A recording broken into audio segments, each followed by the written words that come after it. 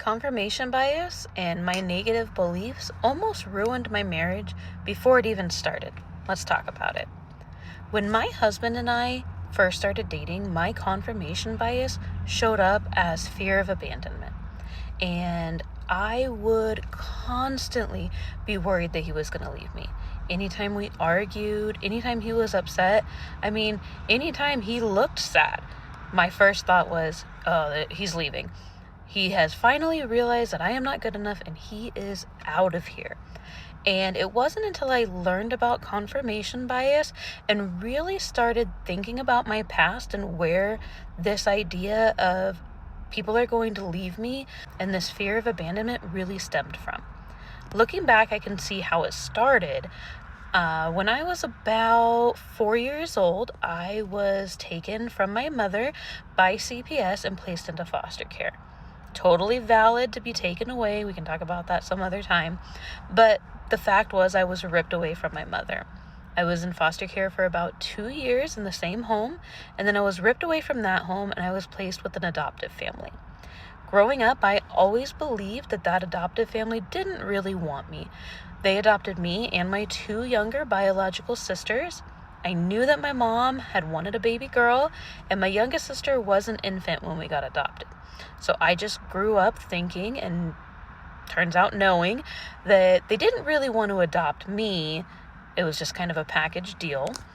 So as I got older, that turned into this fear of abandonment. And every time a relationship would end, my brain told me, see, that's more proof that you're going to be abandoned your whole life. I had a failed marriage. I had multiple failed relationships. Just like everybody does, I had some friendships that didn't make it through. And all of those just continued to reaffirm to me that people are going to leave me. Once I started doing the real work and looking at it though, the truth was kind of eye-opening. Yes, I was taken away from my mom by CPS, and maybe I wasn't really wanted by my adoptive family, but everything after that, that was kind of my fault. You see, I ended my marriage. Most, if not all, of my long-term relationships I also ended. Quite a few of my friendships I even cut ties with because they were toxic or we had just outgrown each other.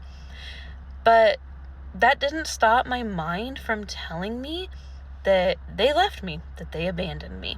What was probably a very good coping mechanism when I was a child, looking out for my own safety, making sure that I didn't get attached to people because they were going to leave me, probably helped as a child.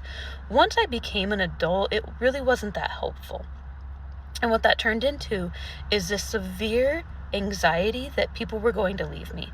And the problem was when I got into a relationship with my now husband, it turned into me clinging on and smothering him anytime I felt our relationship was in trouble or anytime I felt threatened like he was going to leave.